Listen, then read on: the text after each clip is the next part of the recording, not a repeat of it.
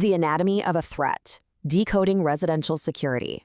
All right, let's just jump right into this explainer. We're going to unpack the modern reality of residential security by looking at a completely fascinating, highly detailed intelligence report from April 2026. This thing meticulously analyzed 78 recorded security responses, and honestly, the data completely shatters how we typically think about keeping our homes and neighborhoods safe. So when does the security breach actually begin? You probably think it starts with a shattered window, right? A forced lock, or maybe an alarm blaring in the middle of the night. But the data from this April 2026 report tells a completely different, honestly much quieter story. It doesn't begin with a loud break-in at all. In fact, the report puts it perfectly. By the time a breach happens, the surveillance phase is already complete. Think about that for a second. The crucial takeaway here is that intrusions don't start with physical force. They start with observation. And that is exactly what the 78 recorded incidents in our dataset prove without a doubt. We're seeing a distinct shift from random public loitering to systematic, highly focused surveillance. Which brings us to part 1, the illusion of randomness, where we identify the primary targets of this surveillance. When you break down the targeted physical locations, the vulnerability of the vehicle gate is just overwhelming. It was involved in almost 90% of all monitored events. Nearly 90%. Why? Well, because it represents controlled access, predictable movement, and momentary exposure. It's literally the absolute perfect choke point for a bad actor wanting to study your entry patterns and clearance times. And here's the thing. They aren't just showing up randomly. These threat actors are not guessing. They are timing their surveillance to an exact peak 2-hour window, 1700 to 1900. This late afternoon to early evening block is precisely when residents return home from work, your attention is divided, and gates cycle frequently. So the timing is completely 100% engineered. This brings us to a critical concept identified in the report known as pre-operational reconnaissance, or what we can just call soft surveillance.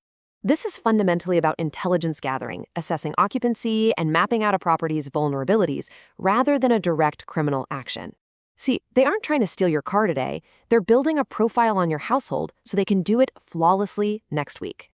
The report actually categorizes the most dominant behavioral profile as Factor 10, which highlights some incredibly intrusive tactics. Over 84% of these actors were caught visually penetrating the property. I mean, literally staring directly into windows to verify if residents were home or to map out blind spots. And another 63.5% were actively taking an asset inventory, standing on the perimeter, counting and cataloging vehicles or high-value equipment. But wait, here's the most staggering statistic of the entire intelligence report. 96.9%. Almost 97% of these surveillance behaviors were perfectly synchronized with environmental triggers. The actors didn't just stare blankly. No, they increased their focus the exact second a gate opened, a car idled, or a living room light turned on. This proves unequivocally that this is not just random urban noise. It's highly intentional, event-driven observation. Let's move on to part 2, the art of tactical masking and how they bypass the suspicion threshold through deception. So how do they sit outside your house and watch you without you calling the police? They use social camouflage. The next time you look out your window, pay attention to their pace. There's a very clear difference. A normal pedestrian on a legitimate walk has a forward-facing gaze and a consistent rhythmic pace. But a surveillance actor, their pace is erratic. They purposefully slow down near access points, and crucially, watch how they react to CCTV. When legitimate residents see a camera, they don't care at all. When an actor spots a camera, they immediately employ masking gestures, like, touching their ear, scratching their head, or checking their phone, just to break their facial profile. These deceptive indicators, which the report classifies as Factor 9, accounted for nearly half of all reports. They use strategies like delivery mimicry. This is where an operative uses a delivery bag as a prop so they can stand at your gate with a perfect alibi while timing how long it stays open. Or staged distractions. Picture this. Actors literally standing in the road, adjusting jewelry, forcing cars to slow down while they quietly test your security response. They are optimizing for plausibility, not invisibility. Crossing the tripwire, escalated and aggressive indicators. Because, well, they don't stay quiet forever. As the tension builds, we start to see a distinct shift from this quiet observation into overt defiance and physical probing. This is what the report calls crossing the behavioral tripwire. Categorized as Factor 12, these hostile acts are essentially psychological and physical stress tests. You've got CCTV defiance, where actors look right into the camera and flip the middle finger. Why? They're checking to see if a human is actually watching live or if the camera is just quietly recording to a hard drive somewhere. You have erotism, sometimes linked to substance abuse, featuring sudden lunges or hallucinating gestures to see if security guards will come out.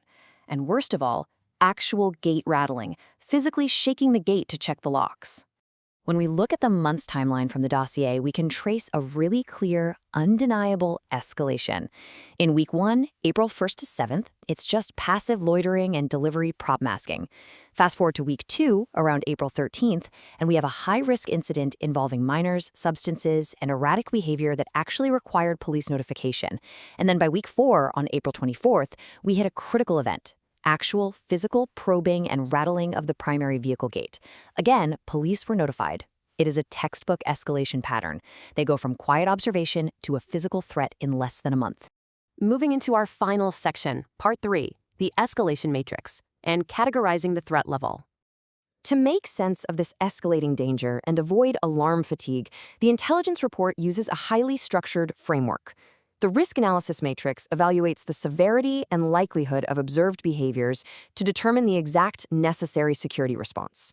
It maps out those tripwires we just talked about, showing how the convergence of multiple factors, like taking an actor who is just using a delivery prop, but then adding the fact that they are testing your gate clearance times, pushes an event from a yellow, medium risk, right up into the red, high, or critical risk territory. Let's walk through these 4 levels of threat escalation. Level 1, low risk, is just passive observation and general public presence, background noise. But level 2, medium risk, is where things get really fascinating. This is your tactical masking and window peering. Keep in mind that a massive 71.6% of the incidents lived right here in this deceptive medium risk zone. This is the most dangerous zone because it's the easiest one for residents to dismiss as nothing. Then you have levels 3 and 4, high and critical risk, which is when they start physically mapping your property, touching it, and provoking your cameras. Looking at the breakdown of risk levels versus required actions, it brilliantly summarizes the entire data set. It shows exactly how security protocols must shift based on the data. If an event is in that 71.6% medium bracket, the required action is pattern archiving, saving the footage to see if the actor returns. But once they cross into that 3% critical threshold by physically probing the gate, the operational outcome shifts immediately. You go from taking notes to calling law enforcement. It takes the guesswork completely out of the equation. Ultimately, the report states, security today is less about reacting to threats and more about recognizing patterns before they escalate. That is the most powerful takeaway from the April 2026 data. We absolutely have to fundamentally shift our mindset. Security today is less about reacting to a broken window and much, much more about recognizing the behavioral patterns before they ever escalate into a breach. So the real question here is, are you recognizing the patterns happening outside your own windows? Now that you understand the true anatomy of a threat, the timeline of reconnaissance, and the camouflage these actors use, are you missing the synchronized surveillance happening right outside your own front gate? Because it's not about being paranoid, right? It's about being prepared. Thank you so much for joining me on this explainer, and remember, always keep your eyes open for the patterns.